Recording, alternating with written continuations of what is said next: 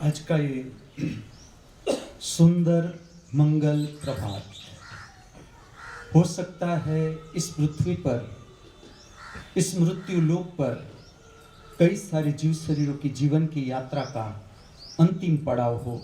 ये भी तो हो सकता है आज का ये सुनहरा मंगल प्रभात इस पृथ्वी पर, इस मृत्यु लोक पर कई सारे जीव शरीरों की जीवन की यात्रा का नया प्रारंभ हो।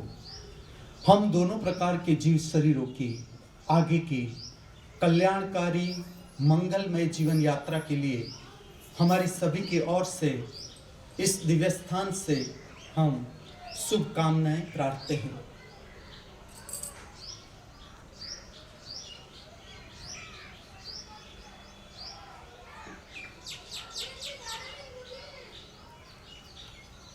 दिव्य वाणी के श्रवण की प्रक्रिया में आप उतरे इससे पहले अंतर्दर्शन की प्रक्रिया, आत्मनिरीक्षण की प्रक्रिया, जिसके लिए पवित्र आसन धारण करें। पद्मासन, लेफ्ट टू राइट या right to left, vajrasana, Indian vajrasana या जापानीज वज्रासन, सिद्धासन, गौमुखासन या सुखासन, जो भी आपको अच्छा लगे। आपकी रीढ़ सीधी होनी जरूरी, जिसके कारण प्राकृतिक रूप से प्राणवायु ग्रहण करने की क्षमता शरीर की बढ़ती है और भीतर से अंगार वायु है वो प्राकृतिक रूप से बाहर हो जाता है ठीक प्रमाण में। आपकी आंखें हल्की सी बंद होनी जरूरी, ट्रेस के साथ नहीं, आराम से अपनी आंखें बंद करें। अंतर्दर्शन की प्रक्रिया में उतरे।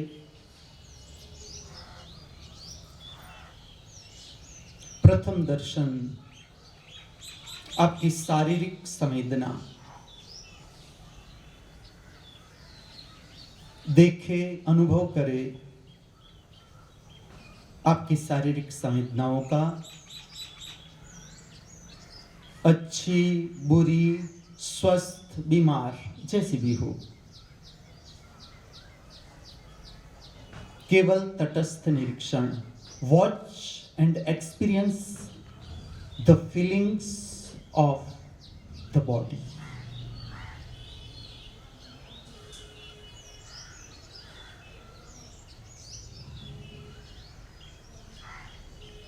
शरीर में कहीं भी पीड़ा है, पीड़ा क्या है, इसकी तरंगे कैसी होती है, उससे परिचय बनाए।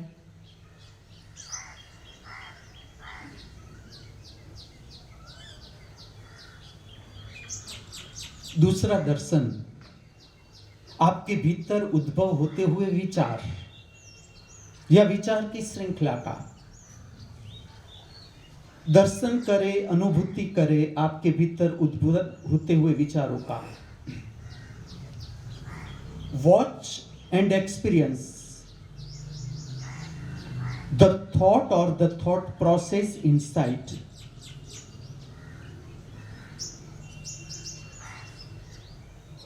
आप स्वयं अनुभव करें, जैसी शरीर की स्थिति ऐसे उद्भव होते हुए विचार, जैसे उद्भव होते हुए विचार ऐसी शरीर की स्थिति। स्वयं अनुभव करें।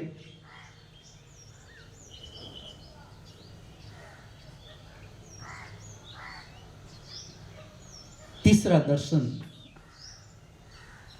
आपकी भाव दशा, आपका मूड किस तरह का है, अच्छा है, बुरा है, स्वस्थ है, बीमार है, जैसा भी है। No labelling, just watch and experience the type of your mood now. अनुभव करें आपकी भाव दशा का, किस तरह की भाव दशा छाई हुई है आपके अंतर जगत में। आप स्वयं अनुभव करें, जैसी भाव दशा ऐसे उद्भव होते हुए विचार, जैसे उद्भव होते हुए विचार ऐसी आपकी शारीरिक संवेदना, जैसी आपकी शारीरिक संवेदना ऐसे उद्भव होते हुए विचार। आपका मन, जैसा आपका मन ऐसी आपकी भाव दशा, आपका मूड। आप स्वयं अनुभव करें।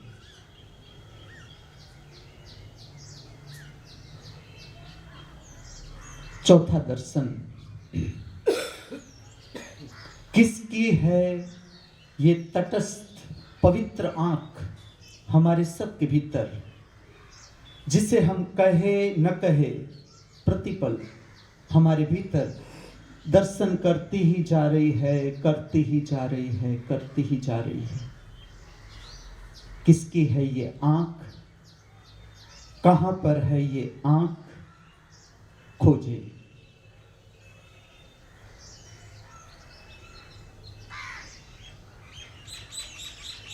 हर मनुष्य से मेरा प्रथम प्रश्न होगा, वो ये होगा,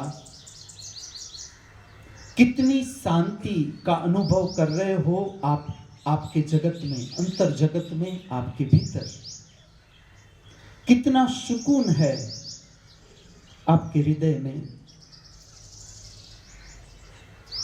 कितनी शांति छाई हुई है आपके अंतर जगत में, शरीर के तल पर, मन के तल पर, भाव के तल पर।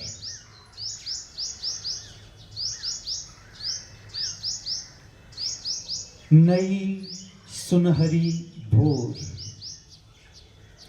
नई सुनहरी भोर का नया सूर्य, नए सूर्य की नई ताजी किरणें, नई ताजी हवा, नई ताजी बहार, नया ताजा जीवन, नया सुनहरा दिन। कितना उत्साह है आपके हृदय में आज के दिन के लिए, आज के दिन के कर्मों के लिए। कितना उत्साह है, कितनी उमंग है, कितनी प्रसन्नता, कितना आनंद, कितना उल्लास, कितनी श्रद्धा, कितना विश्वास।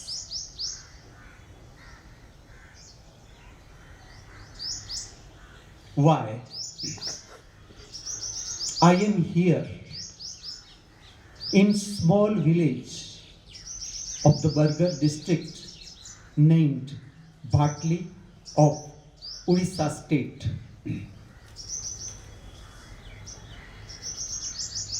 आठे अकबंद तारा बीड़ा दरवाजाना, आठे अकबंद तारा बीड़ा दरवाजाना, फूल जे मुखुल से कमाल। शब्दों को सुने,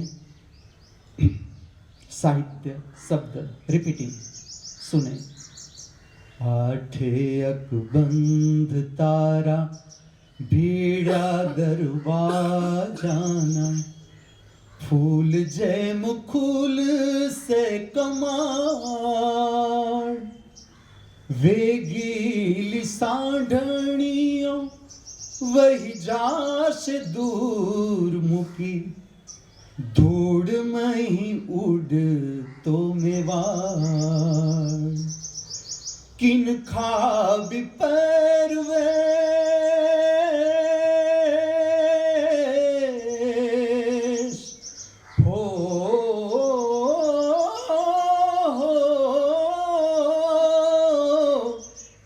खाब पैरवेश कोरे मुकीने मीरा, काड़ू मलीर एक ओड से हवे तारो मेवाड़।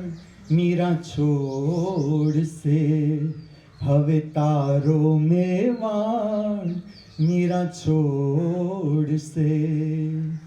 आगे आगे थी एने आव्याच कहण जई, वालम सुने मीरा जोड़ से हवे तारो मेवाड़। मीरा छोड़ से हवे तारो मेवाड़, मीरा छोड़ से। अद्भुत शब्द, अद्भुत साहित्य। शब्दों की ऊंचाई देखे, शब्दों में भरे हुए भाव देखे। रमेश पारेख की गुजराती कवि, अद्भुत रचना, मनगढ़ित नहीं, उतरी हुई। राग मेघ। ओ कबीरा ते कमाल करी केवी, शब्दों को सुनना।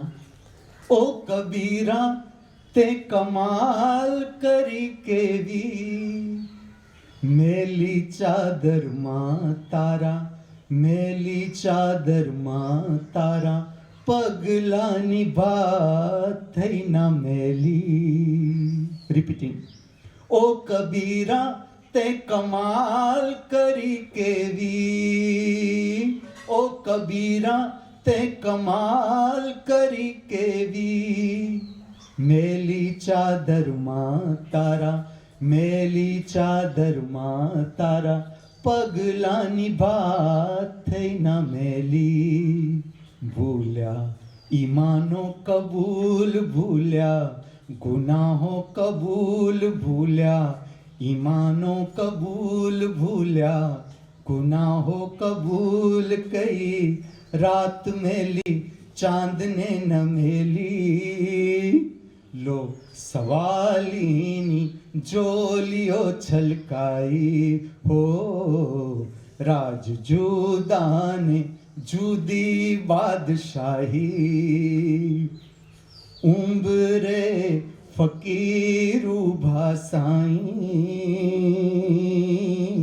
उम्बरे फकीरू भासाई, निबस पलवार मां रेशमी मुलक खुल्या काई, कि राज जुदाने जुदी बादशाही हो, राज जुदाने जुदी बादशाही।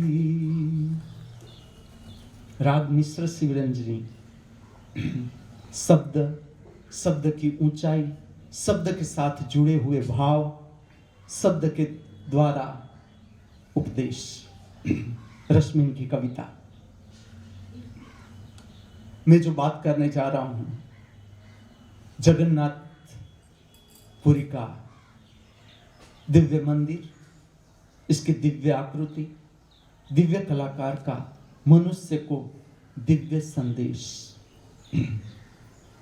मंदिर का संदेश क्या है? कोई भी दिव्य स्थान है जहां पर हम दर्शन के लिए जाते हैं। दर्शन शब्द ही कितना सुंदर, देखना, लेकिन देखना नहीं, उसको नाम दिया गया दर्शन।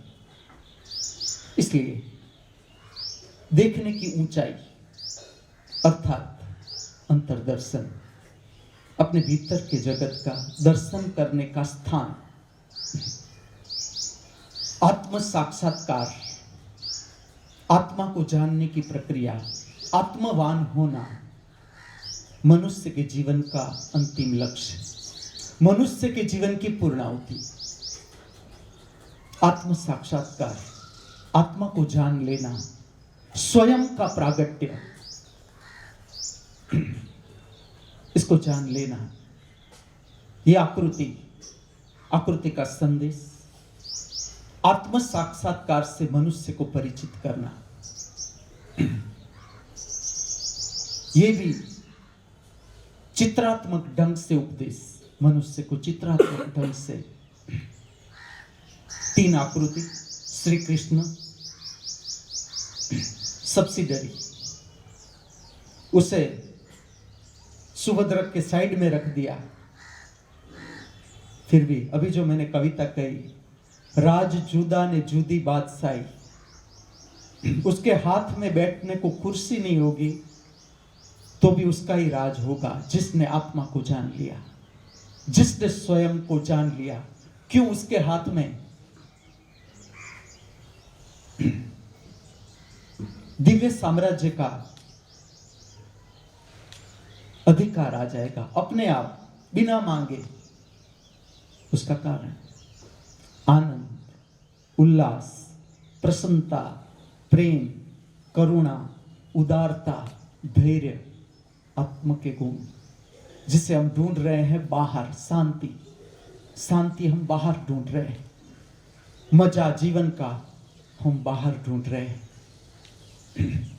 आकृति क्या कहती है? आकृति कहती है, संदेश है आकृति का, कृष्ण सब्सिडरी, जिसे हम कहते हैं परम पिता।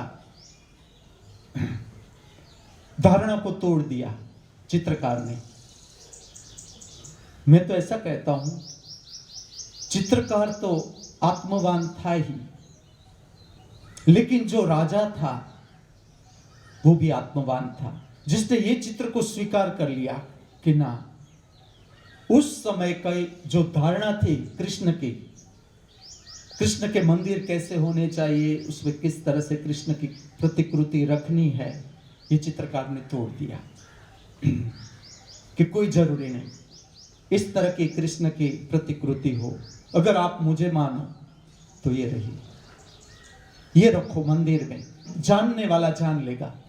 मैं उस चित्रकार से डायरेक्ट नहीं मिला, और मैं वही तुम्हें बताऊंगा कि कोई भी संकेत छोड़ा गया है इस पृथ्वी पर, आध्यात्मिक संदेश है, कहीं भी कोई भी, चाहे वो शब्द के रूप में हो, चाहे वो संकेत के रूप में, उसे कैसे जाना जा सकता है? तुम स्वयं को जानो, अपने को जानना तुम शुरू करो। तुम किसी को भी जान सकते हो जिसने अपने को जाना, जिसने अपने को जानकर जो संकेत छोड़ा दिया, उसे तुम जान सकते हो। तीन आकृति, तीनों के नाक में इस तरह से श्रृंगार, जैसे मुंह पर ताला चाबी हो। संदेश है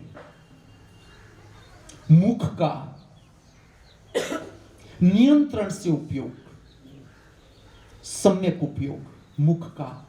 मुख जहां से वाणी प्रकट होती है, शब्द प्रकट होते हैं,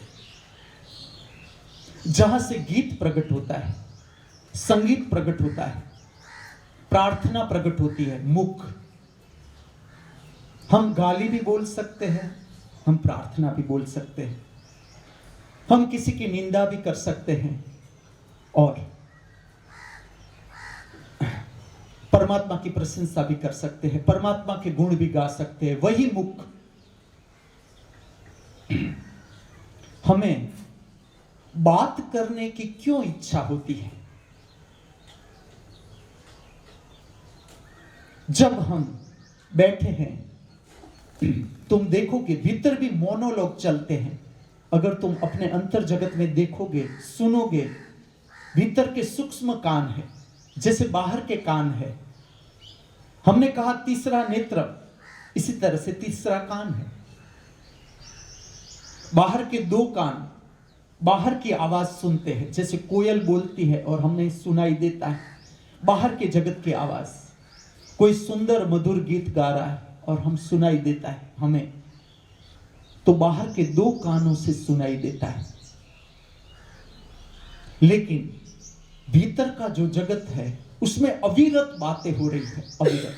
तुम अंदर ध्यान करोगे, अंदर के जगत में प्रवेश करोगे, तो तुम्हें बातें सुनाई देगी। हम स्वयं अपने से बातें कर रहे हैं, अंदर डायलॉग चल रहे हैं, जिसे मोनोलॉग कहा जाता है। मोनो का अर्थ है एक, डायलॉग का अर्थ है दो। दो व्यक्ति बैठे हैं, मैं आपसे बात कर रहा हूं, आप सुन रहे हो या नहीं सुन रहे हो, आप अपनी बातें कर रहे हो, मैं मेरी बातें कर रहा हूं। डायलॉग, संवाद होता है दो व्यक्तियों के बीच। अब वो व्यक्ति चला जाता है, वो अपनी असर छोड़ जाता है, तुम अपने भीतर उसकी आवाज सुन सकते हो। कल मैंने एक होमवर्क दिया था, रोज दूंगा, रोज। यूनिवर्सिटी, सर्वश्रेष्ठ जीवन जीने की कला सीखने का स्थान, जिसके साथ संबंधित मनुष्य का आहार, मनुष्य का विहार, मनुष्य का व्यायाम, मनुष्य की निद्रा।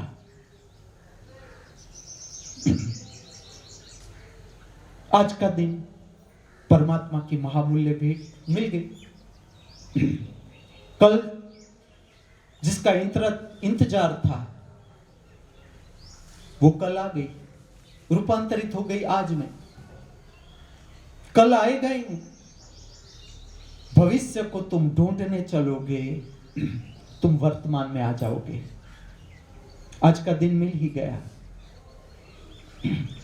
जहां पर आंख खुली, समझ है, जीवन जीने की समझ। जहां पर भी आंख खुली, नया जन्म। पुराना दिन गया, नया जन्म, नया जीवन। जहां पर तुम विस्मृत हुए, निद्रा। निद्रा मृत्यु का छोटा स्वरूप। मृत्यु को अगर जिसे जानना है, उसे निद्रा को समझना पड़ेगा, निद्रा को जानना पड़ेगा। जिस दिन तुमने निद्रा को पूरा जान लिया, निद्रा को, तुमने मृत्यु को पूरा समझ लिया, मृत्यु को पूरा जान लिया। निद्रा को जिस दिन तुमने पूरा समझ लिया, निद्रा तुम पार कर गए, तुम मृत्यु पार कर गए। लेकिन इसमें जड़ता काम नहीं आएगी। जागरण और उजागरा, नींद न आना, अनिद्रा, जमीन आसमान का फर्क, जमीन आसमान से भी ज्यादा फर्क। अनिद्रा, तुम अशांत हो जाओगे, तुम विक्षिप्त हो जाओगे, भीतर से रोगिष्ठ संवेदनाएं तुम्हें छुएगी। जागरण परम प्रसन्न, परम शांत, आनंद, उल्लास, उत्साह, नई उमंग।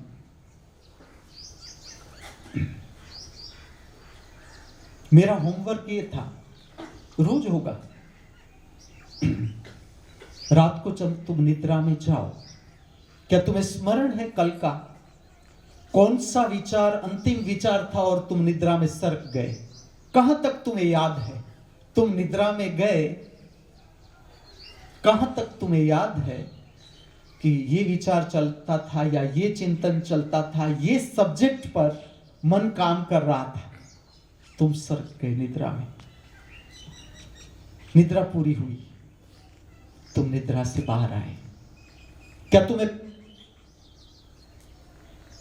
स्मरण है कि आज की सुबह जब हम जागे, कौन सा विचार प्रथम विचार था तुम्हारे भीतर? चूक गए, कोई बात, फिर से जो आज का होमवर्क है वो रोज का होमवर्क। जब तुम निद्रा में जाओ, तुम ऑब्जर्व करो, अवलोकन करो, कौन से विचार चल रहे हैं भीतर, कौन से विषय पर मन काम कर रहा है। निद्रा में तुम सरक जाते हो, निद्रा से बाहर आते हो। जहां भी स्मरण आए, निद्रा में जहां पर स्मरण आए कि यहां पर स्मरण आया तो ये विचार था। निद्रा में तुमने कितनी करवटें बदली, किस तरह की निद्रा थी तुम्हारी, किस तरह के स्वप्न थे? कामुकता सबर सेक्सी स्वप्न थे, हिंसा के, मारधाड़ के स्वप्न थे, डरावने स्वप्न थे। क्या स्मरण है निद्रा के बारे में? तुम्हारा क्या स्मरण है? आज की रात की जो निद्रा तुमने पूर्ण की, उसके लिए तुम्हारे भीतर कितना स्मरण है? तुम कहां चले गए निद्रा में? कौन से जगत में तुम सरक गए और फिर से आ गए तुम इसी पृथ्वी पर? निद्रा सब विस्मृत कर देती है। क्या मेरा नाम है? मैं शादीशुदा हूं कि नहीं हूं? मेरी पत्नी है तो कौन है? मेरा पति है तो कौन है? कौन सी जाति ज्ञाति? अमीर हूं, गरीब हूं, प्रतिष्ठित हूं या कोई मुझे जानता नहीं? निद्रा सब भुला देती है। भिखारी को स्वप्न आ सकता है परम धनवान होने का। फुटपाथ पर सोए हुए भिखारी को ऐसा सपना आ सकता है कि मैं इस शहर का सबसे बड़ा धनवान आदमी हूं। और उससे उल्टा, धनवान आदमी को ऐसा सपना आ सकता है कि मेरा सब कुछ लूट गया, सारी संपत्ति गई और मैं फुटपाथ पर बैठकर भीख मांग रहा हूं। सपना आ सकता है। ये सारा अभ्यास है जो हमारे साथ रोज घटता है। मृत्यु ऐसा नहीं कि वो कभी आएगा, मृत्यु रोज घट रहा है लेकिन हमें पता नहीं। जो निद्रा है वो मृत्यु का ही छोटा स्वरूप है, छोटा। यहां पर भी यमराज मौजूद है। यम का अर्थ है जो गड़बड़ी हमने की, जो कुछ भी अस्त व्यस्त हमने जिया, या जो हमारे जीवन के कारण, जीने के कारण भीतर गड़बड़ हो गया, भीतर कुछ अराजक हो गया। अराजक मतलब जिससे हमें अच्छा नहीं लगता। निद्रा सब कुछ ठीक ठाक कर देती है। भविष्य का जो मनुष्य है उसे निद्रा पर बहुत व्यवस्थित ध्यान देना पड़ेगा। और निद्रा भविष्य का, मैं अभी से कह दूं, सबसे बड़ा रोग, पूरा का पूरा मानसिक असंतुलन, पूरा का पूरा मानसिक असंतुलन, उसका मुख्य कारण अनिद्रा, निद्रा न आना। सीवियर डिप्रेशन, बहुत भयंकर हताशा, निराशा, अनिद्रा का कारण। अनिद्रा का संबंध है भोजन का प्रकार। रात्रि को किस तरह से तुमने भोजन को ग्रहण किया, कितना बैलेंस्ड भोजन था, कितना पौष्टिक भोजन जो शरीर में उतरा, शरीर को शक्ति मिली। और जब शरीर काम करता है अंदर अपने भीतर, निद्रा स्वयं परिणाम है। निद्रा अपने आप पैदा होती है, अपने आप। जब शरीर अंदर काम कर रहा है, बहुत से ऐसे नए कोष है जो शरीर को बनाना है, नया रुधिर है उसका सर्जन करना है शरीर को। बहुत से ऐसे पदार्थ है शरीर में जो शरीर के लिए जरूरी नहीं है, उसको बाहर निकालने का संचालन हो रहा है। ये काम अपने आप हो रहा है। एक सांस और उच्छ्वास के बीच 36 करोड़ से ज्यादा घटनाएं हैं। 36 करोड़ देवता हमारे शरीर से बाहर नहीं। देव का अर्थ है विधायत्मक शक्ति। देवता का अर्थ है विधायत्मक शक्ति। अनेक प्रकार की प्रक्रिया हमारे भीतर चलती है। हमारा जीवन केवल अंतर्मुखी भी नहीं, केवल आत्मा हमारा जीवन नहीं, बहिर्जगत भी हमारा जीवन है। किस तरह से तुम्हें पता चलेगा? प्राण का संबंध अंतर जगत से भी है, बहिर्जगत से भी है। सांस उच्छ्वास, सांस अंतर्मुखी, अंदर जाती है। प्राण वायु अंदर जाता है। प्राण चाहिए, ये तो हम भौतिक रूप से कहते हैं प्राण। तुम्हें पता नहीं प्राण के साथ, प्राण वायु के साथ कितनी विधायत्मक शक्ति है इस पृथ्वी पर जो जीवन का संचालन कर रही है। बहुत सी भावनाएं हैं, बहुत सी आत्मिक शक्ति है हमारे आसपास जो छूती है, जो भीतर प्रविष्ट होती है सांस के साथ। अंतर जगत, सांस अंदर जाता है, अंतर जगत का संबंध प्राण वायु से। हमारे लिए प्राण वायु जिसमें ऑक्सीजन है, विज्ञान की दृष्टि से देखें तो ऑक्सीजन है। ऑक्सीजन का शरीर में जाना जरूरी हमारे लिए। देखो कुदरत का संचालन। हम उच्छ्वास को बाहर छोड़ते हैं, बहिर्जगत में आते हैं, उच्छ्वास से बहिर्जगत में आते हैं। उच्छ्वास वो है जो हमारे भीतर जरूरी नहीं है। जो जरूरी नहीं है वो उच्छ्वास से शरीर प्रतिपल, तुम्हें पता है एक दिन में तुमने कितनी सांस उच्छ्वास ली? कभी समय मिले तो गिनना कि आज के दिन में कुछ काम न रहा अब करने को, क्या करें? सांस उच्छ्वास गिनो बैठे बैठे। उच्छ्वास, कार्बन डाइऑक्साइड बाहर, कुदरत का संचालन देखो। वनस्पति, कार्बन डाइऑक्साइड उसका प्राणवायु, जो हमारे लिए योग्य नहीं, हमारे लिए जो निष्कासन है, बाहर फेंकना जरूरी है। कार्बन डाइऑक्साइड हमारे लिए बाहर फेंकना जरूरी है। वनस्पति के लिए प्राणवायु हमें देती है, वनस्पति हमें देती है। देखो कितना गहरा संबंध है प्रकृति और मनुष्य के बीच, वृक्ष और मनुष्य के बीच। कृष्ण ने ऐसे नहीं कहा कि मनुष्य वृक्ष से संपूर्ण उल्टा। अगर वृक्ष सीधा है तो मनुष्य शीर्षासन किया हुआ है। जो वृक्ष का मूल है धरती में, इसी तरह से मनुष्य को जीना है तो उसका सर नीचे डालना पड़ेगा, उससे शीर्षासन करना होगा, तो वनस्पति की तरह उसका मूड हो सकता है। अन्यथा उसका मूड, उसका रूट आकाश में है, अनंत आकाश। आकाश मतलब तुम क्या कहते हो? तुम जरा दृष्टि करो आकाश में, कहां तक जाती है तुम्हारी दृष्टि? अनंत आकाश। तुम आकाश का रंग तो देखो, आकाश का रंग कि जो अनंत विस्तार है, अनंत, जिसका कोई अंत, जिसको नापना संभव ही नहीं, संभव ही नहीं, और उसमें पढ़ना भी नहीं है, इतना समय ही नहीं। जीवन हमारा जो है इतना समय ही नहीं कि व्यर्थ बातों में हम बिगाड़े।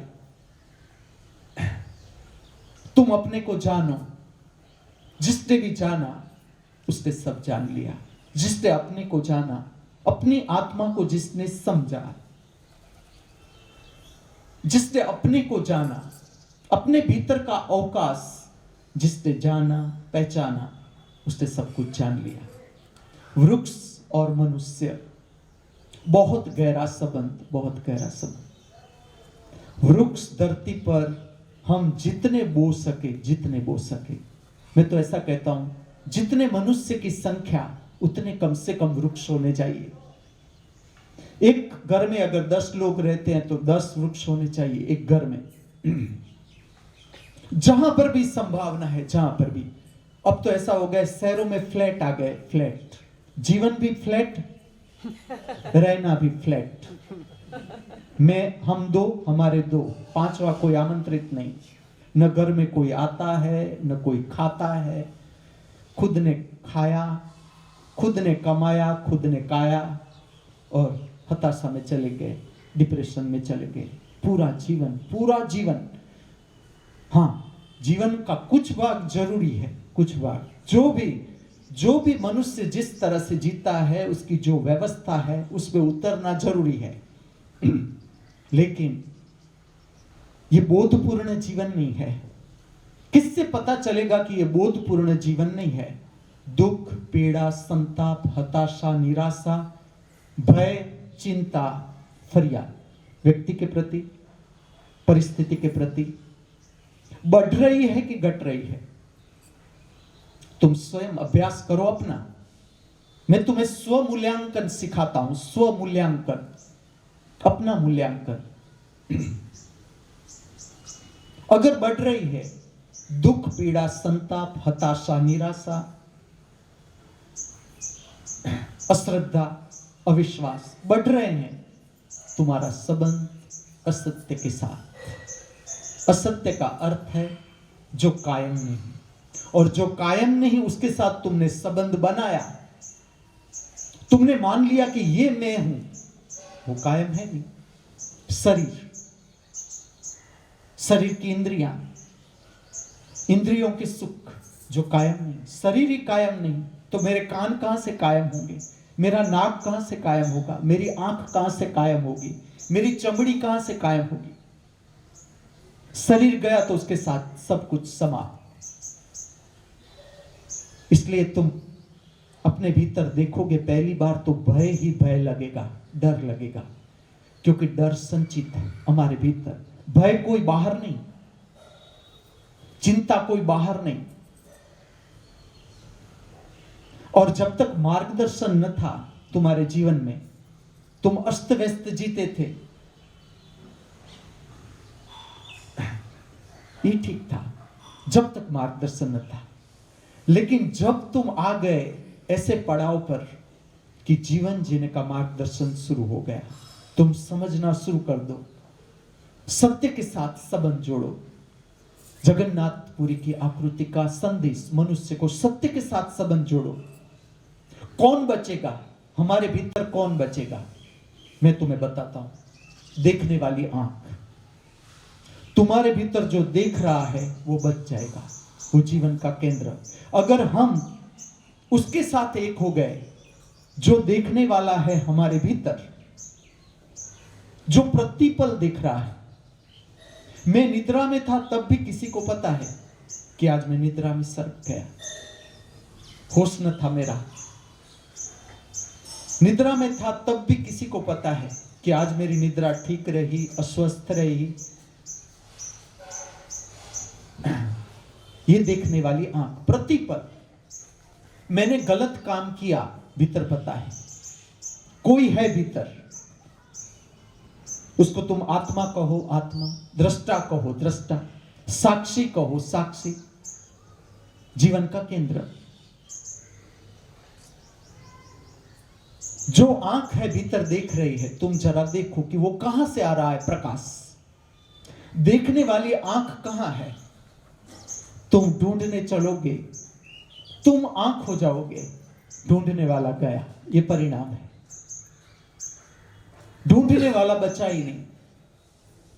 जो खोजने निकला कि भीतर दृष्टा है कहां, कहां से ये आंख देख रही है। अद्भुत रहस्यपूर्ण आज का दिन। जो रहस्य है भविष्य में नहीं, जो रहस्य है आज ही घट रहे। परमात्मा है प्रतिपल मौजूद, उसकी लीला प्रतिपल मौजूद। हमें क्यों बोलने की इच्छा होती है? एक व्यक्ति बैठा है, दूसरा व्यक्ति आता है। अगर मौन रहेगा तो ऐसा लगेगा कि आज क्या उसे अच्छा नहीं लगा, मैं आया तो उसे अच्छा नहीं लगेगा। ये अभ्यास है। पूरे दिन हम कितना बोलते हैं, और जो हम बोलते हैं वो जरूरी है?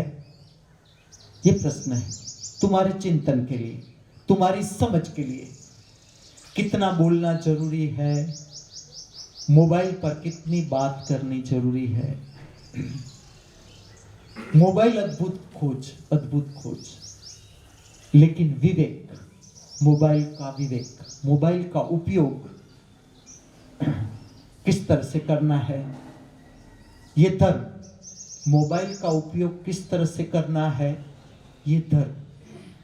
कला, कितने शब्द बोलने हैं, मुझे तुम्हें कुछ कहना है, मुझे तुमसे कुछ बात करनी है, तुम्हें कुछ समझाना है, तो इसके लिए कितना शब्द जरूरी है। यह अभ्यास है। और जैसा तुम्हारा ध्यान जाएगा इस बात पर, इस तरह का विज्ञान, जैसे जैसे तुम्हारा कंठ चक्र शुद्ध होता जाएगा, कंठ चक्र, इस तरह का विज्ञान है। तुम्हारे कंठ से असत्य प्रकट नहीं हो सकता। असत्य वचन तभी प्रकट हो सकते हैं जब तक तुम्हारा कंठ चक्र शुद्ध नहीं। जिस दिन तुम्हारा कंठ चक्र शुद्ध हो जाता है, तुम्हारे मुख से असत्य वाणी नहीं प्रकट हो सकती, असत्य वचन प्रकट नहीं हो सकते। वाणी की मधुरता बदल जाती है, वाणी का सौंदर्य बदल जाता है, शब्द का सौंदर्य बदल जाता है। तुम क्लासिकल राग जानते हो कि न जानते हो, तुम्हारे मुख से अगर गीत प्रकट होता है, गीत का माधुर्य अलग ही होता है, अलौकिक। प्रार्थना का जो प्रागट्य है वो अलग हो जाता है, अलौकिक। तुम्हारे पास चाहे बड़ी डिग्रियां न हो, तुम्हारी भाषा में तुम सुसंस्कृत न हो, तुमने संस्कृत में तुमने पीएचडी न किया हो, उर्दू में पीएचडी न किया हो, अरबी में पीएचडी न किया हो, इंग्लिश में पीएचडी न किया हो, फिर भी जो वाणी की मधुरता है, वाणी का जो संगीत है वो बदल जाता है।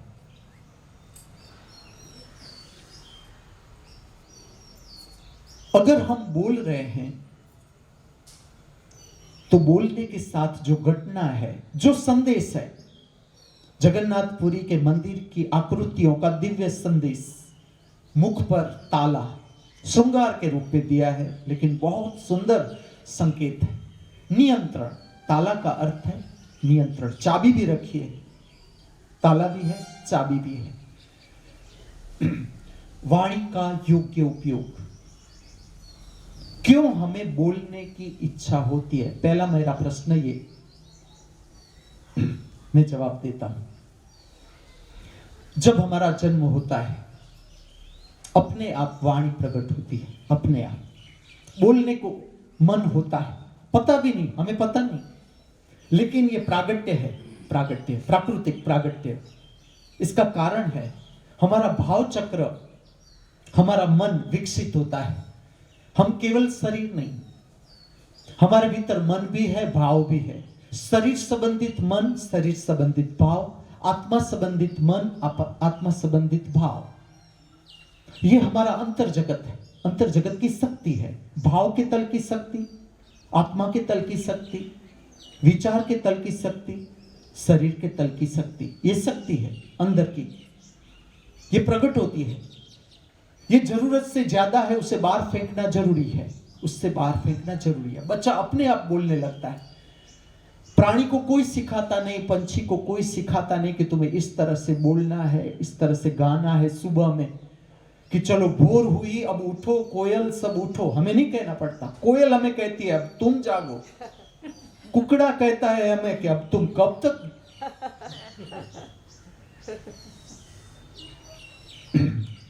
मुख,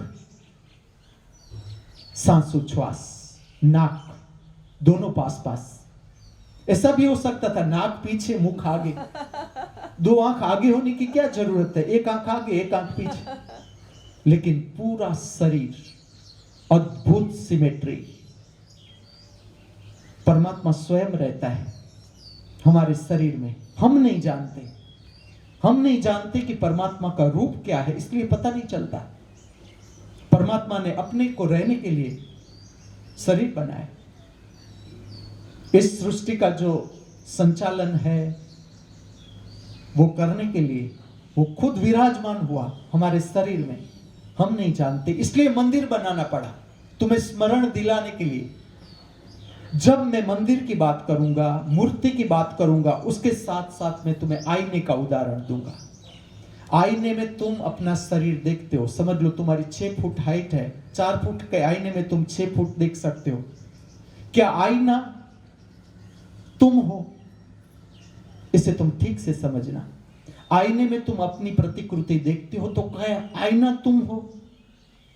तुम्हें पता है कि ना आईना में नहीं, मैं यहां पर हूं। मैं मुझे देखने के लिए मैं आईने में देखता हूं। ये बहिर्गामी यात्रा का परिणाम, ये बहिर्गामी यात्रा का सौंदर्य का बोध, बहिर्मुखी सौंदर्य का बोध, कि तुम्हें आईना देखना पड़ता है अपने सौंदर्य को देखने के लिए कि सब कुछ ठीक ठाक है ना, नाक में से कुछ खराब लगे ऐसा बाहर निकला नहीं ना, आंखें ठीक ठाक है ना, सुनैना नाम है और आंखों में पिचड़ा है। क्या कहेंगे लोग, आज मुझे लड़का देखने को आ रहा है और नाम सुनैना है। तुम्हें पता है कि आईना में नहीं, मैं यहां पर हूं। सही मंदिर, सही मंदिर तुम्हारी यात्रा का अंतिम परिणाम नहीं। मंदिर तक तुम्हें पहुंचना नहीं है।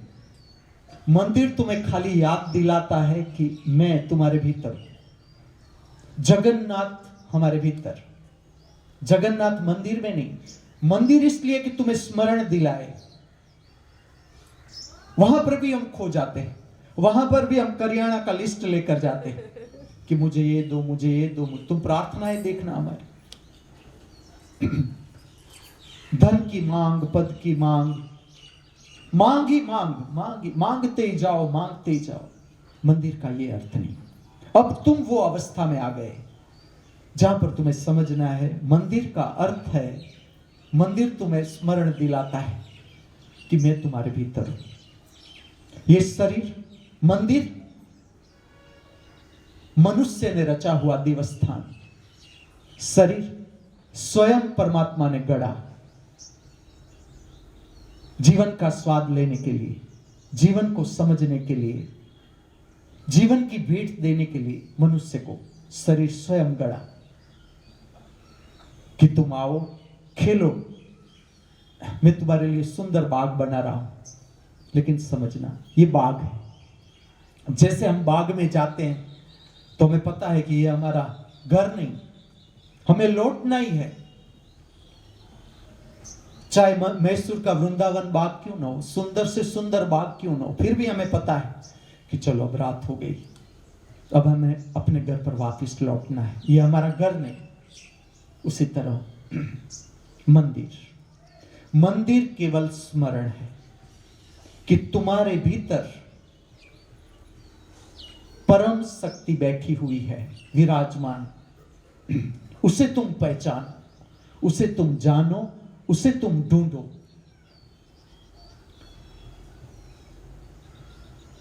मुख है उससे ऊपर का अवकाशी प्रदेश हमारे भीतर। मैं बाहर की बात नहीं करता, मैं भीतर की बात कर रहा हूं। मुख उससे ऊपर मस्तिष्क की ओर, शरीर सीमित, भीतर का अवकाश असीम, अनंत। तुम ऊपर की ओर देखो, भीतर जिस तरह से तुम बाहर की आंखों से बाहर की ओर देखते हो, ऊपर अनंत, उसी तरह तुम भीतर देखो। तुम हर कोने में, तुम अपनी आंखें बंद करके पुतली को ले जाओ, आंखों को बंद करके पुतली, आई बॉल है उसको ले जाओ, ऊपर, साइड में, नीचे, हर जगह अनंत, असीम। मुख से ऊपर अनंत विस्तार, मुख से नीचे लौकिक प्रदेश, पृथ्वी का प्रदेश, ऐसे समझो। सारा का सारा जो संचालन है जीवन का, वो मस्तिष्क से होता है।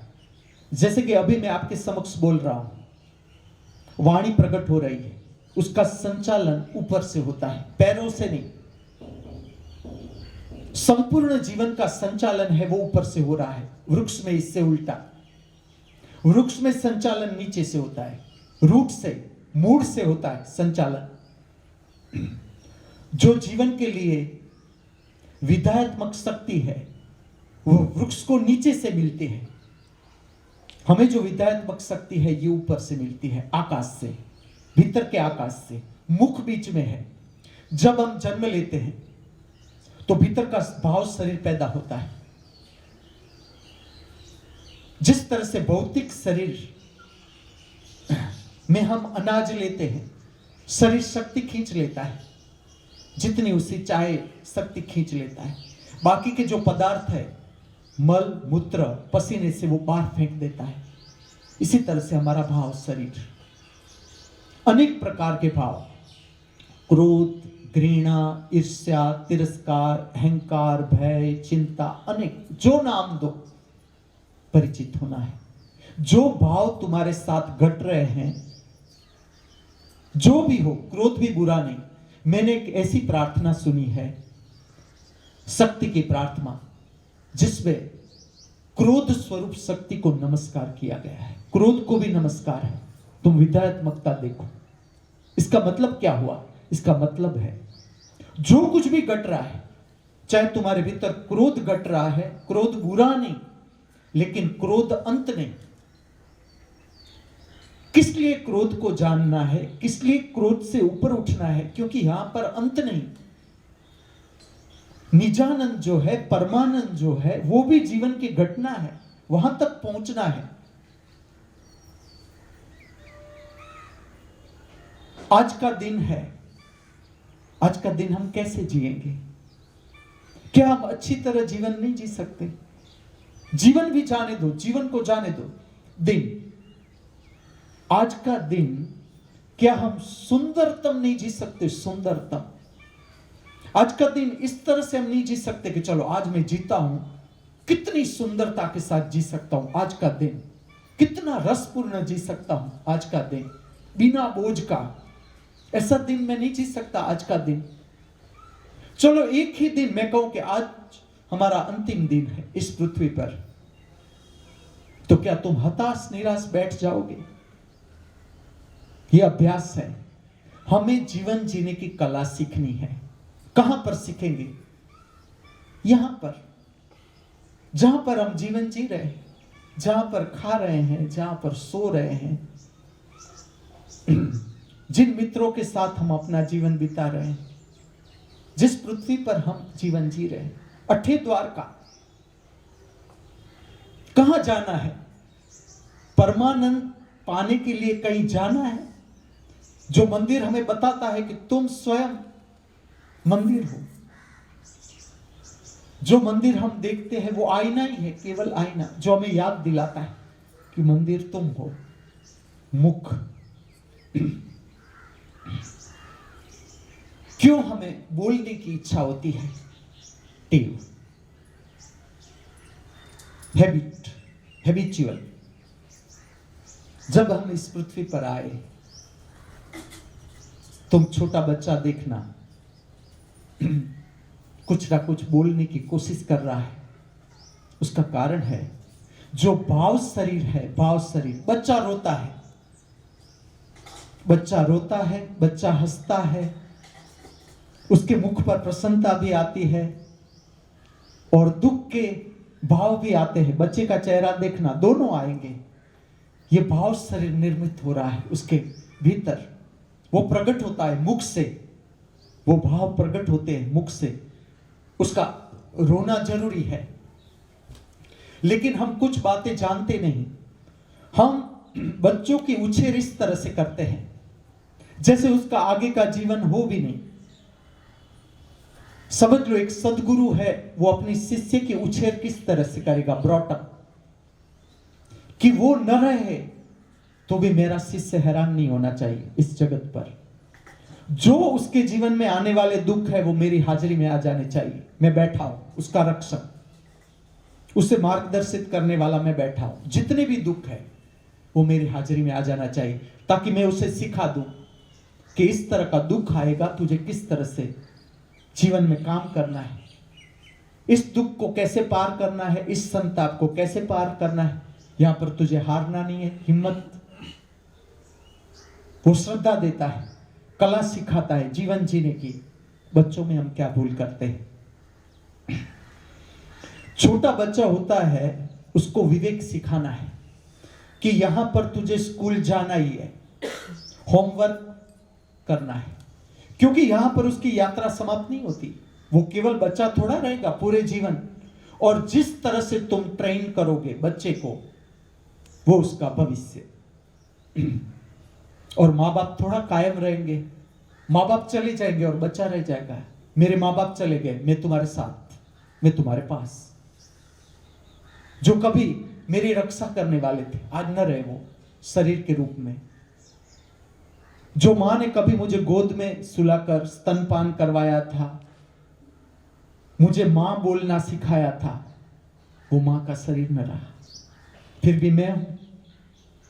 उसने मुझे वो दिया कि आज वो नहीं है मेरे माता पिता, तो भी अनेक बार मेरे मुख से उसका क्या दिया होगा, उसने क्या दिया होगा। जीवन जीने की कला, संस्कार, कि हम न रहे तो भी तुझे किस तरह से जीना है, ये संस्कार माँ बाप देते हैं। बच्चों को किस तरह से ब्रॉटअप करना है कि जहां पर जरूरी है उसे करना ही है। वो रोए, तुम घबराओ नहीं।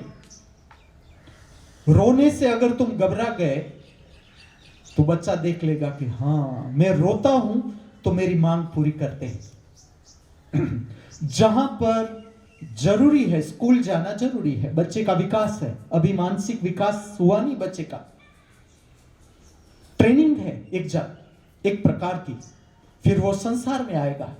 यहां पर तो हम उसकी रक्षा कर रहे हैं, फिर वो मार्केट में बैठेगा, ऑफिस जाएगा, वहां कहां जाएंगे हम उसके साथ? परीक्षा में जाएगा वो बैठने के लिए, मैथ्स का पेपर आएगा, इंग्लिश का पेपर आएगा, उसे अकेला लड़ना है, उसके लिए तैयार करना है। बच्चा जब रोता है, ठीक से देखना है कि उसकी तकलीफ तो नहीं, उसे कहीं कुछ ऐसा तो नहीं कि कोई तकलीफ हो रही है, शरीर के रूप में उसे तकलीफ हो रही है, बाहर या अंदर पेट तकलीफ है, पेट तकलीफ में है, उसको भूख लगी है, ये ठीक से देखना है। लेकिन रोने से घबराना नहीं है। रोना भाव शरीर की शुद्धि है, हंसना भाव शरीर की शुद्धि है। तुम आर्टिफिशियल हंसो, रो, चिल्लाओ, ये एक बात है, ये बी ग्रेड। ए ग्रेड साहजिकता से हंसी आए, सहज हंसी, जितनी सहज हंसी आई वो बहुत गहराई से प्रकट होती है। भाव के जगत में बहुत गहराई से हंसी आती है, बहुत गहराई से रुदन आता है। वो रुदन तुम्हारा भाव शरीर साफ कर जाएगा, पूरा का पूरा डिप्रेशन ले जाएगा। वो रोना डिप्रेशन ले जाएगा, निराशा ले जाएगा। कुदरती व्यवस्था, कुदरत ने अपने आप किया है। मैं तुम्हें खाली समझा रहा हूं कि इस तरह से मैकेनिज्म है, तुम समझना शुरू करो।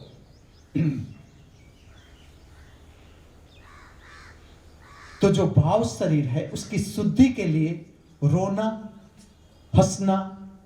अब भाव शरीर अकेला नहीं, भाव शरीर के साथ मन जुड़ता है। समझ लो, तुम्हें भूख लगी, छोटा बच्चा है, उसे ये अपने आप कुदरती प्रक्रिया है, वो रोना शुरू करता है।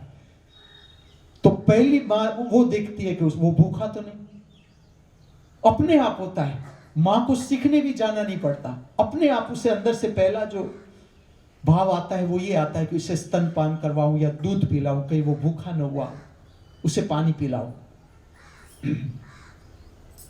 तो भाव शरीर के साथ धीरे धीरे मन जुड़ता है।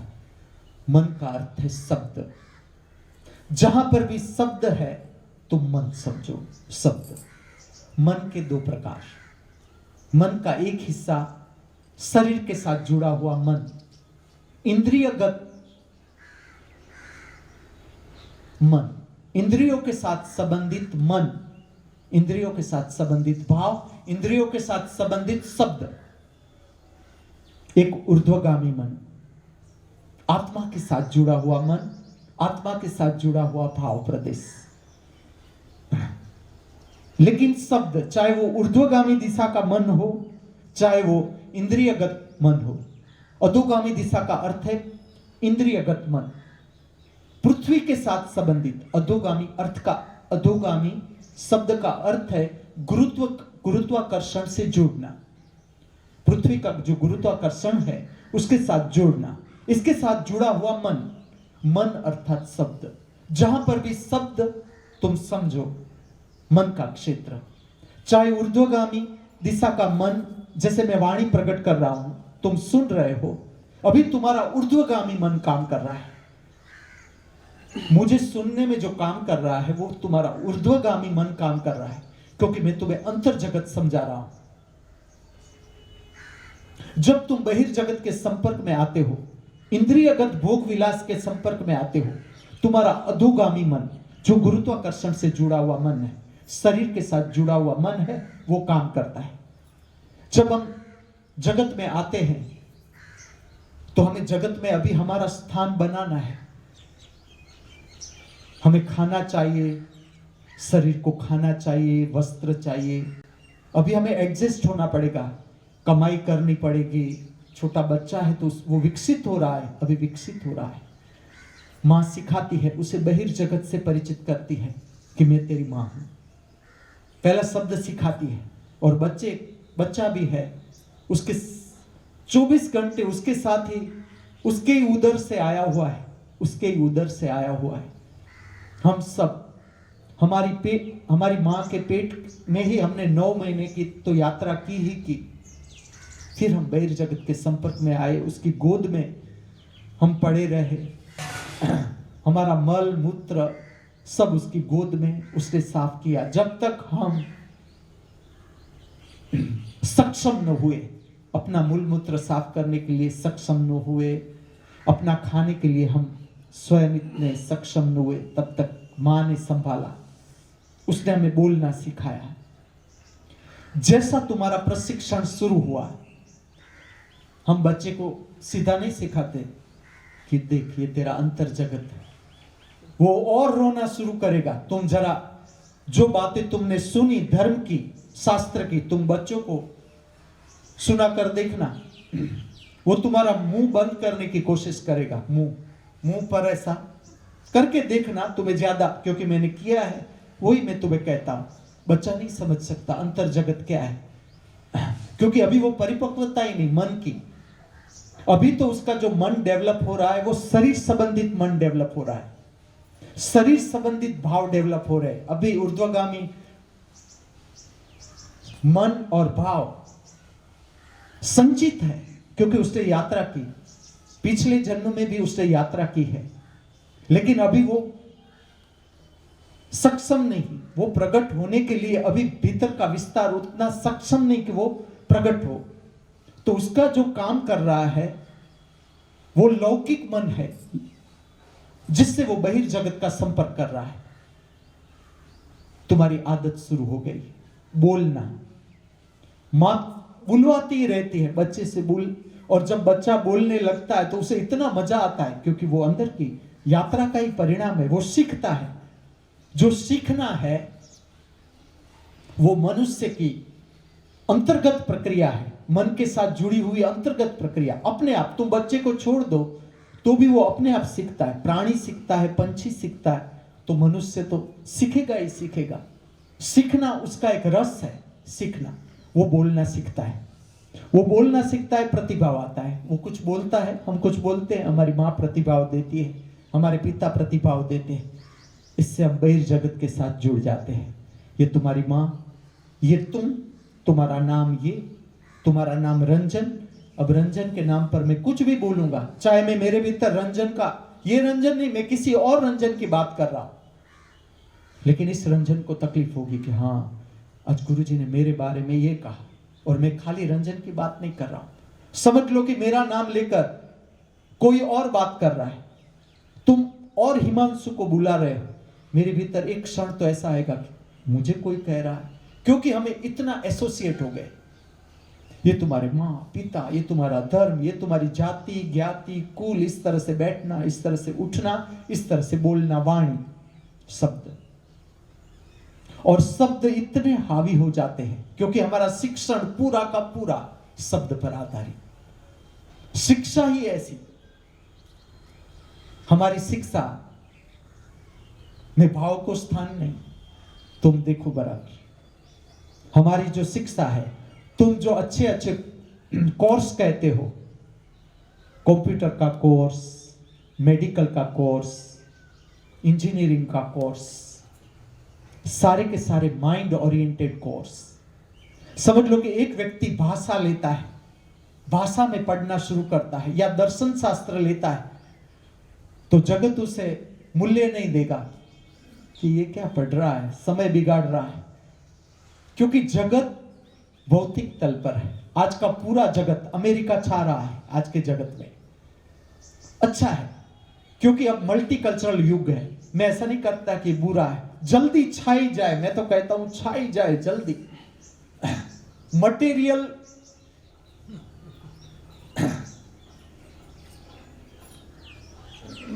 तुम अनुभव करो कि मटेरियल कुछ भी नहीं, शरीर स्वयं अद्भुत मटेरियल। शरीर को जब तुम जानोगे, मैं हर हमेशा कहूंगा, body, our body is an extraordinary instrument. No scientists, even not a group of the scientists of the world, can make one body. और वो हमें प्रसाद के रूप में, कितना सुंदर जीवन।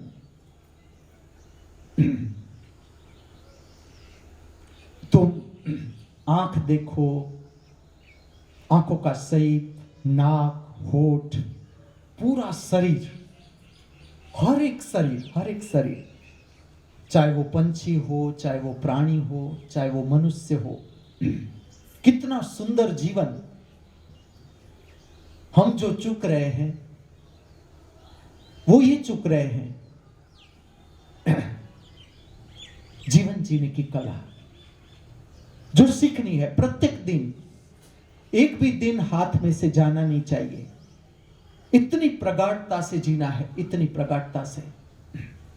हर सांस के साथ रस है, हर सांस के साथ। जितना तुम सूक्ष्मतम जियोगे, अभी मैं तुम्हारे साथ बात करता हूं कि चलो एक दिन मिला, आज के दिन में क्या कमी है कि हम सुंदर न जी सके? कमी क्या है? क्यों हम आज का दिन सुंदर न जी सके? जगन्नाथ क्या हमसे बाहर है?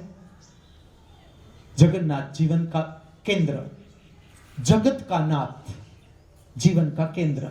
जीवन का केंद्र अगर हमसे बाहर होता तो हमारा जीवन होता ही नहीं।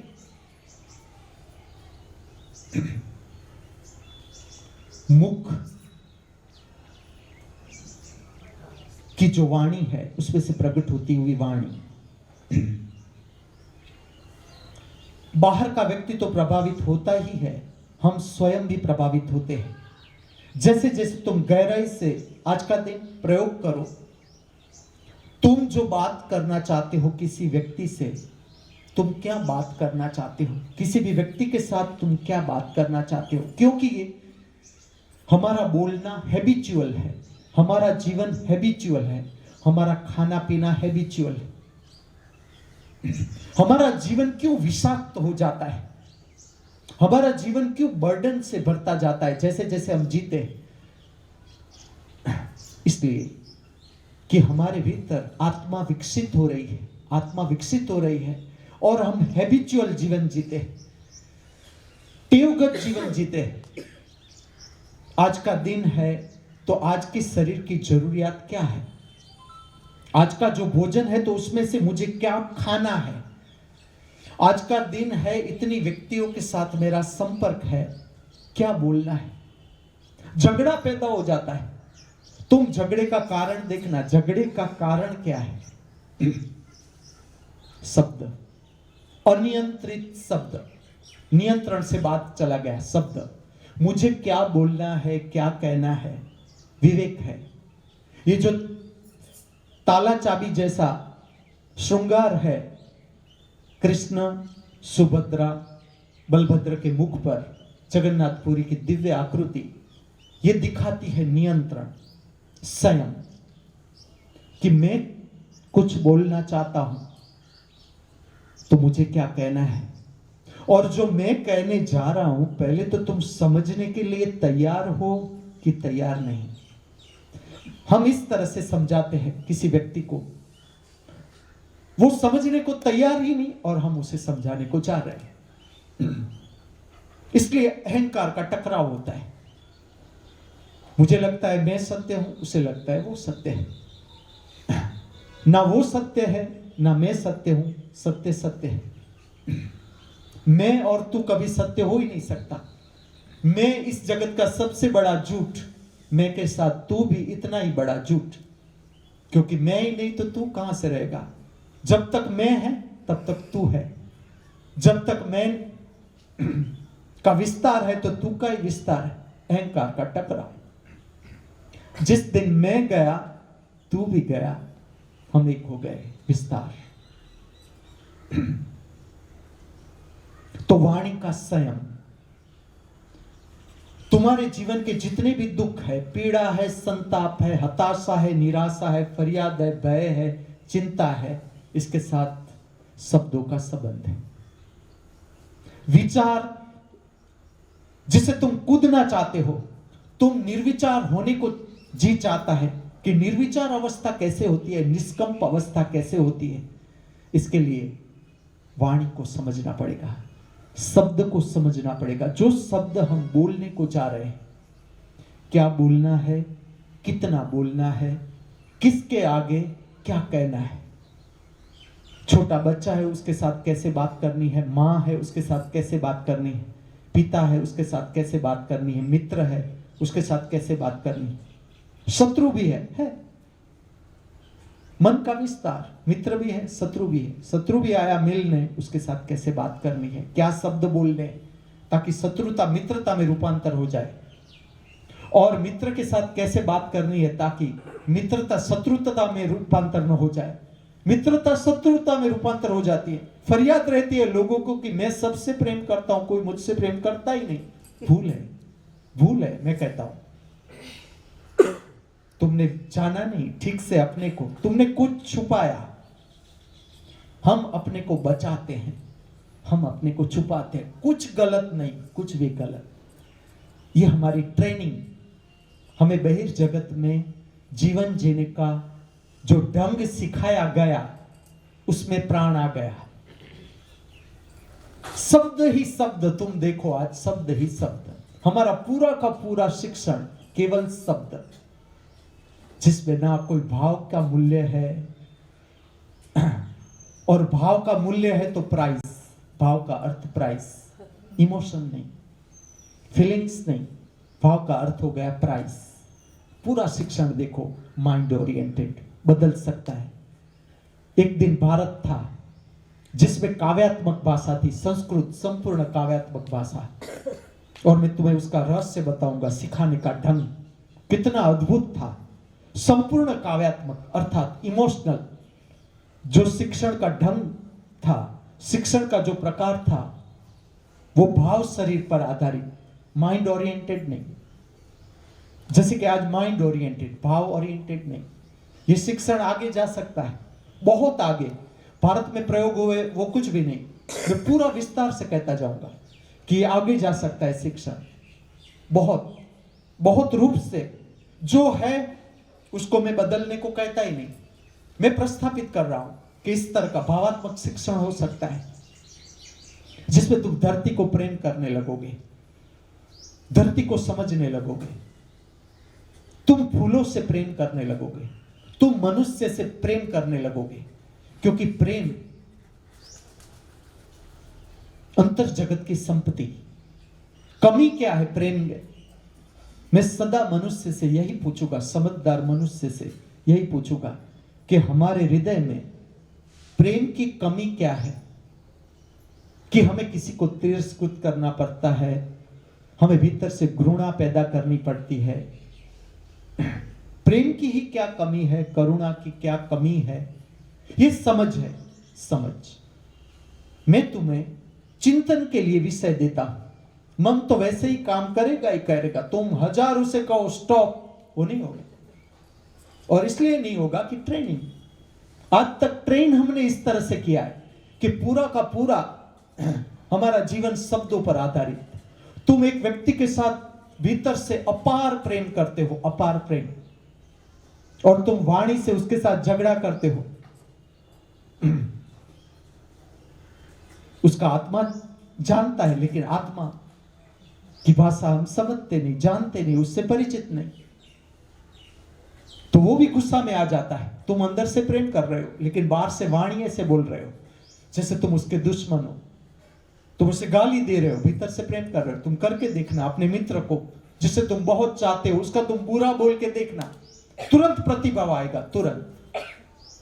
तुम्हारी कोई भूल बताएगा, अभी वो वाक्य पूरा करेगा उससे पहले। इसलिए संग, मैं मां मृत्यु को समझाता हूं, देख तू जैसा नृत्य पूरा करेगा, माता पल पल मेरा पैर दबाने आएगी, या तो तेरी प्रशंसा करेगी कि वाह आज का जो तूने नृत्य प्रकट किया, तेरे आगे गुरुजी कुछ भी नहीं, और या इससे उल्टा होगा कि आज तो तू, आज बिल्कुल तूने अच्छा नहीं किया है, तू तैयार रहना ना। वो कहता है मैं उसके साथ रहा हूं और पूरा उसका स्वभाव जानता हूं कि वो पहले फुगा में इतना हवा भरती है और फिर कब वो फुगा फोड़ देती है।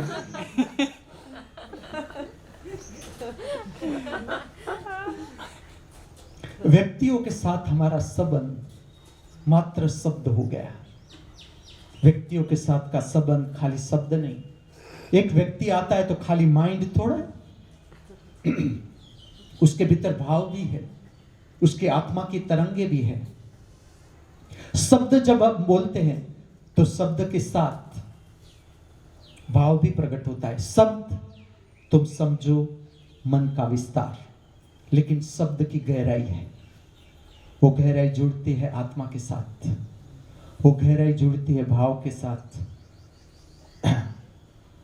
जो ध्वनि प्रकट होता है मुख से, कंठ से, इसके साथ तुम समझ सकते हो कि ये वाणी कहां से आ रही है, ये शब्द कहां से आ रहे हैं। जितनी गहराई से वाणी आती है, प्रकट होती है, उतनी गहराई तक तुम्हें ले जाती है भीतर। जितनी ऊंचाई से वाणी प्रकट होती है, उतनी ऊंचाई तक ले जाती है। और भारत में प्रयोग रहा, इस तरह का शिक्षण रहा, जिसका लक्ष्य था वाणी को सहस्त्रार चक्र से जोड़ा जा सके। वाणी को, ये प्रयोग है भारत का। जितने भी सुप्रभातम है, मैं आपको कहूं, चाहे वो वेंकटेश सुप्रभातम हो, चाहे वो विनायक सुप्रभातम हो, ये पुराने प्रयोग। और मैं ऐसा कहता हूं, जहां पर हमारे पास ऐसी सुविधा है, 4:45 का जो समय है वो बहुत सुंदर समय है, जिसमें बहुत इसकी आवाज बहुत नहीं होनी चाहिए, लेकिन हल्की सी प्रकट होनी चाहिए। ये जो सुप्रभातम एक पुराना प्रयोग है, जो प्रयोग वाणी को सहस्त्रार के साथ जोड़ने का प्रयोग है, वाणी को आकाश के साथ जोड़ने का प्रयोग है। तो वो सुप्रभातम जितने भी है, और सुबह लक्ष्मी ने बहुत ही सुंदर तरीके से और बहुत सद्गुरु के साथ इसका संबंध रहा, उनके मार्गदर्शन से इसने ये सुप्रभातम प्रकट किए। जैसे वेंकटेश सुप्रभातम है, विनायक सुप्रभातम है, राम का सुप्रभातम है, शिव का सुप्रभातम है। ये जो सारे सुप्रभातम है वो मुख को, शब्द को सहस्त्रार से जोड़ने का प्रयत्न था। कि पहले आप रटवाओ, मनुष्य को खाली रटवाओ, अपने आप जो अंतर्गामी मन है, ऊर्ध्वगामी मन है, उसका संबंध अपने आप सहस्त्रार से जुड़ जाएगा। तुम करके देखना, 40 मिनट तुमने अगर ठीक से पाठ किया है, तुम्हें अस्त व्यस्त बोलना अच्छा नहीं लगेगा, क्योंकि जो वाणी द्वारा प्रकट होने वाली शक्ति है प्रकट हो गई। जैसे कि तुमने 1 कलाक फिजिकल वर्क किया है, फिर तुम्हें उसमें इतनी उत्सुकता नहीं रहेगी। ठीक से आसन किए, प्राणायाम किया, शरीर के लिए जो जरूरी था व्यायाम किया, दौड़े कूदे, फिर तुम्हें उसमें रस में नहीं रहेगा कि बस बहुत हो गया। इसी तरह से वाणी, कि जो वाणी में रस रहता है, हमें बोलने में रस रहता है, उसका इतना ही कारण है, एक तो टेवगत है। जैसे जैसे तुम वाणी को समझते जाओगे, अपनी ही वाणी जो हमारे भीतर से पैदा होती है, तुम उसके प्रति जागरूक होते जाओगे। और जहां भी जागृति जुड़ी, उसका अर्थ है त्रिनेत्र के साथ संबंध बना। जहां पर तुम्हें पता है कि ये शब्द मुझे इससे कहना है, ये बात मुझे कहनी है, इतना तुम्हें खाली पता चला कि तुम्हारा भीतर से संबंध जुड़ जाता है, वाणी का संबंध हो जाता है त्रिनेत्र से, तुम्हें पता भी नहीं चलता। ये ऑटोमेटिक मैकेनिज्म है। मात्र तुम्हें जो देखना है वो इतना ही देखना है, अभ्यास, कि जो वचन मेरे मुख से निकल रहे हैं, जो शब्द मैं बोलने को जा रहा हूं, उसमें मैं जागरूक हूं, मुझे पता है क्या बोलना है, क्या कहना है।